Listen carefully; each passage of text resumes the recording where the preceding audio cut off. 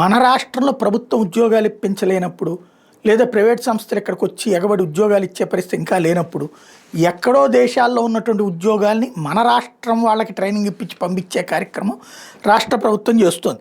దుబాయ్లో ట్యాక్సీ డ్రైవర్ల ఉద్యోగాలకి గుంటూరు జిల్లా నైపుణ్యాభివృద్ధి సంస్థ దరఖాస్తులను ఆహ్వానించడం అన్నది ఇక్కడ కీ పాయింట్.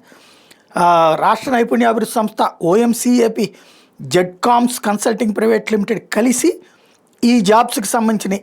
ఇందులో 25 ఏళ్ళ నుంచి 45 ఏళ్ళ వాళ్ళకి డ్రైవింగ్ లైసెన్స్ ఉంటే, ప్రాథమిక డ్రైవింగ్ నైపుణ్యం ఉంటే నెలకి సుమారు 4,000 నుంచి 5,000 ధరమ్స్ ఇస్తారట.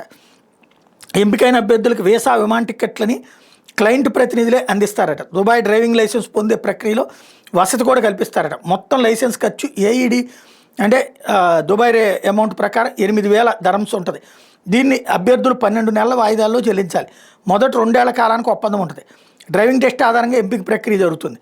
Biodata, passport copy, passport size ఫోటోలు, విద్యార్థి సర్టిఫికెట్లు, భారతీయ దుబాయ్ డ్రైవింగ్ లైసెన్సు ఉంటే ఈ నెల 19న విజయవాడ ప్రభుత్వ ఐటీఐ క్యాంపస్ సిద్ధార్థనగర్ కాలనీలో ఇంటర్వ్యూలు చేస్తారట. ఆ తర్వాతన పంపిస్తారట అక్కడికి. అంటే ప్రభుత్వమే పంపిస్తుంది అనమాట. ఆ డబ్బులు వాళ్ళ చేతే కట్టిస్తుంది. 8,000 దిర్హాములు అయ్యేటట్టు. అంటే ఇక్కడ డ్రైవింగ్ వచ్చిన వాళ్ళకి అక్కడ డ్రైవింగ్ లైసెన్స్ తప్పనిసరి. ఆ డ్రైవింగ్ లైసెన్స్ అక్కడ డ్రైవింగ్ ప్రాక్టీస్ చేసి, అక్కడేంటి మనకి ఇక్కడ రైట్ సైడ్ ఉంటాయి కదా, అక్కడ లెఫ్ట్ సైడ్ ఉంటాయి ఏది స్టీరింగ్లు, అవి అలవాటు చేసుకుని ప్రాక్టీస్ చేసి అక్కడ పాస్ అయితే అప్పుడు ఉద్యోగాలు కంటిన్యూ అవుతాయి. అప్పటిదాకా అయ్యే ఖర్చు 8,000 భరిస్తారట ఏజెన్సీ వాళ్ళు. ఆ తర్వాత ఉద్యోగం వచ్చిన తర్వాత ఏడాది పాటు నెలకింత అని చెప్పి వసూలు చేసుకుంటారట.